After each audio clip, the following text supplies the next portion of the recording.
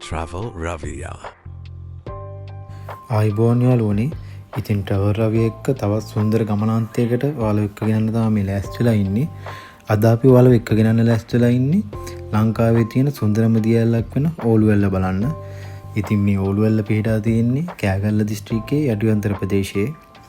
මේ ගමනේ සුන්දරත්වය කොහොමද කියලා දැනගන්න මේ වීඩියෝ අවසාන වෙනතෙක් අපි එක්ක රැඳී ඉන්න. අපි මේ ගමන පටන් ගත්තේ සීදුවෙන්. ඉතින් සීදුවෙන් ඉඳලා යටිවන්තරට කිලෝමීටර් 73ක දුරක් තියෙනවා. ඒ වගේම කාලය වශයෙන් ගත්තොත් එහෙම පැය දෙකමාර කාලයක් ගත වෙනවා.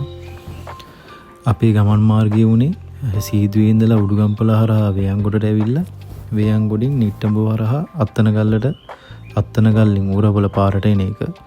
ඉතින් මේ ඔයාලා දකින්නේ ඌරපොළ පාරේ රුවන්වැල්ලට යන ගමන. ඉතින් පෞද්ගලිකව ආස කරන පාරක්. මොකද මාරම ලස්සන මේ පාර. ඉතින් මේ වංගු මාර්ගයේ රබර් වතු පාස් කරගෙන තේ වතු පාස් කරගෙන රුවන්වැල්ලට කිලෝමීටර් 19ක දුරක් යන්න තියෙනවා. ඉතින් මේ අයුන් බබත් හරි ලස්සනට මේ පරිසරය විඳින්මින් තමයි මේ ගමන යන්නේ. අපේ මේ ගමනට 10 දෙනෙක් සහභාගී වුණා. ඉතින් ওই ඌරපොළ පාරේ මගක් ගිහිල්ලා අපි ඩ්‍රෝන් ෂොට් එකක් ගන්න නවත්තුපු තැනක්. ඉතින් සුන්දරත්වය බලන්න කොහොමද කියලා ඩ්‍රෝන් එකකින් බලද්දි තවත් ලස්සනට පේනවා. ඉතින් මේ ඩ්‍රෝන් ෂොට් එකත් අරගෙන අපි ඉස්සරහට යන ගමන් මේ ඉන්නේ. ඒක රෑනේ කුරුල්ලෝ වගේ බයික් පේලිය පොලිමට තියාගෙන මේ ඩ්‍රෝන් ෂොට් එක යන ලස්සන බලන්නකෝ මේ සුන්දරත්වය. පස්නාහිර පළාතෙන් සබරකුම් පළාතට යද්දි තියෙන සුන්දරත්වය වෙනස් වීම. ඉතින් ওই පාරේ කිලෝමීටර් 19ක් අර මං ඉස්සෙල්ලා කිව්වා වගේ රුවන්වැල්ලට යන්න ඕන. එදා අපේ වාසනාවට ලොකුවට වැස්ස තිබ්බෙත් නැහැ. ලොකුවට අවුව තිබ්බෙත් නැහැ. ඉතින් සුබවදාම වුණත් අපිට ලොකු බාධාවක් වුණේ නැහැ මේ ගමනට.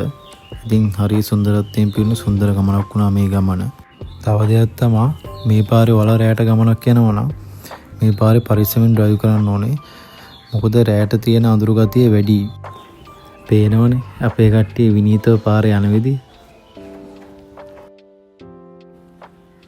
මේ ගැනත් විස්තරයක් අනිවාර්යෙන් කියන්නම ඕන. මේ ඇවිල්ලා දිලුම් මල්ලිගේ ට්‍රැවල් කරන්න අලුතෙන් ගත්ත බයික් එක. මේ බයික් එක ඇවිල්ලා Honda ADV 160 ABS බයික් එක. ඉතින් මේක බයික් එකක් කියනකොට නම් මං කියන්න කැමති සැප නැවක් කියන එක.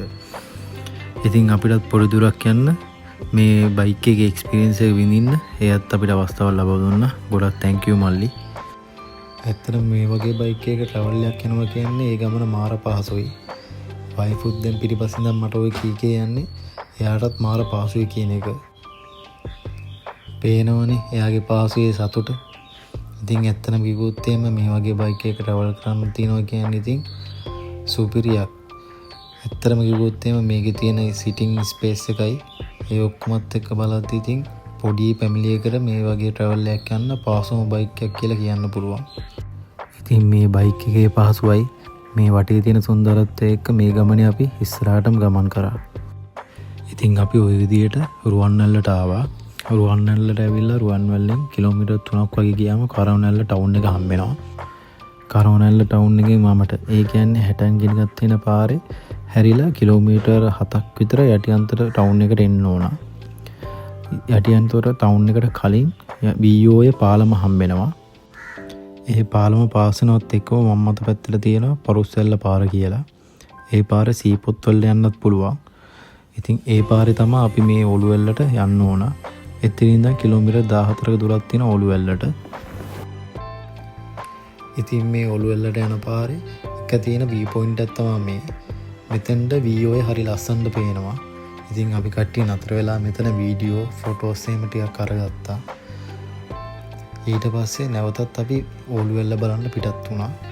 ඉතින් මේ පාරත් මාර සුන්දරත්වයක් තියෙන්නේ. ඉතින් මේ පාරේ වම් පැත්තෙන් VOA හරි ලස්සනට දිගට ගලාගෙන යනවා. ඉතින් ඒ VOA සුන්දරත්වය විඳින්මින් වටේ තියෙන ගහකොළ ඇලදොල ගංගාවලේ සුන්දරත්වය විඳිමින් අපි මේ ඕලුවැල්ල දිසාවට යන්නේ. ඒ සුන්දරත්වය පසු කර මේ අපි පැමිණෙන්නේ අපේ ගමනාන්තය වූ සුන්දර ඕලුවැල්ලටයි. මේ ඇල්ලේ විශේෂම දේ තමයි මේ පැරණි දැව පාලම. ලංකාවේ දැව පාලම වලින් පැරණිම දැව පාලම තමයි මේ පාලම. ඉතින් මේක ඉංග්‍රීසි කාලේ හදපු දැව පාලමක්. ඉතින් අපේ ගමනාන්තය වූ සුන්දර ඕලුවැල්ලේ සුන්දරත්වය ටිකක් බලලා එන්නකෝ.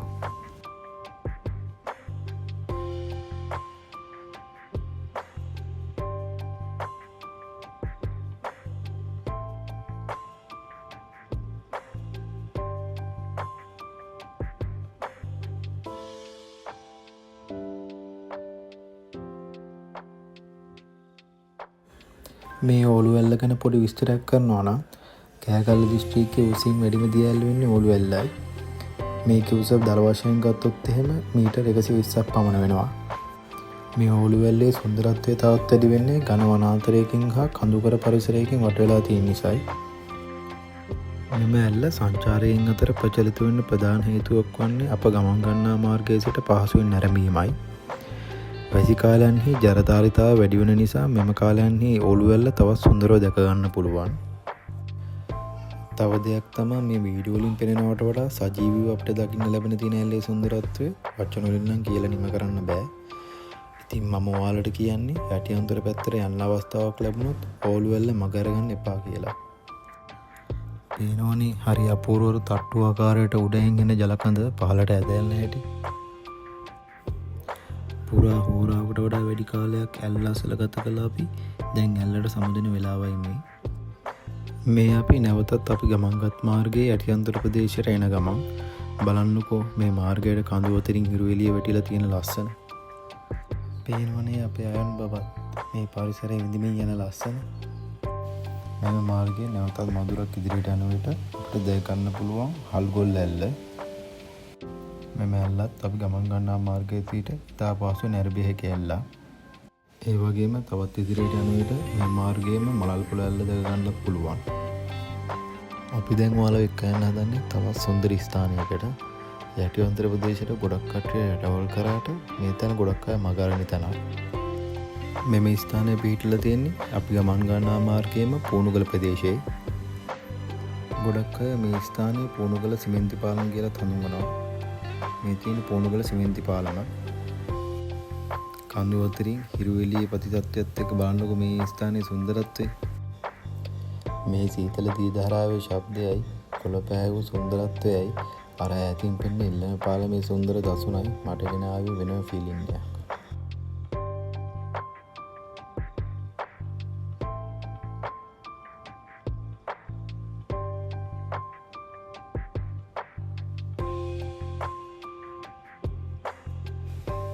මේ තියෙන්නේ මේ ගමනේ තවත් මං ආස කරනම තැනක්. මේ තැන හැඳින්වෙන්නේ දුඹේපොළ කම්බි පාලම කියලා. මේ කම්බි පාලමට පූණුගල සිමෙන්ති පාලම හරහා ළඟා වෙන්න පුළුවන්. පටන් ගත්තී පුළුවන් කියලා මගක් දුර ගිහිල්ලා බයේ මරලතුරු දීලා කෑ ගන්න ඔයාලටත් තියෙනවා මේ වගේ වයස් කෙනෙක්.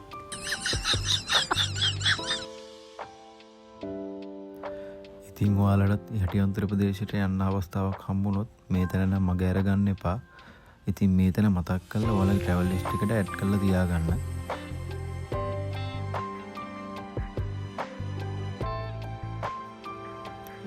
ඉතින් මේ තැන අපේ ඇස් වලින් දකිද්දි අපේ හිතට ආවේ මේ තැන නම් මියුසික් වීඩියෝස් කරන්න හොඳම තැනක් හැටියට.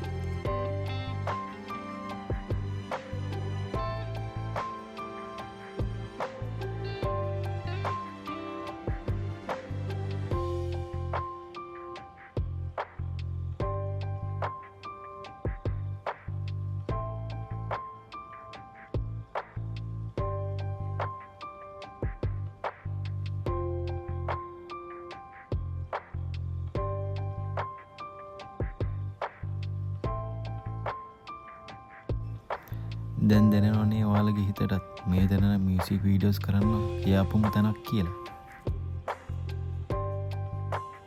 ඒ වගේම තව දෙයක් තමයි මේ එල්ලෙන පාලට සමීපව පුංචි ජල බලාගාරයක් තියෙනවා.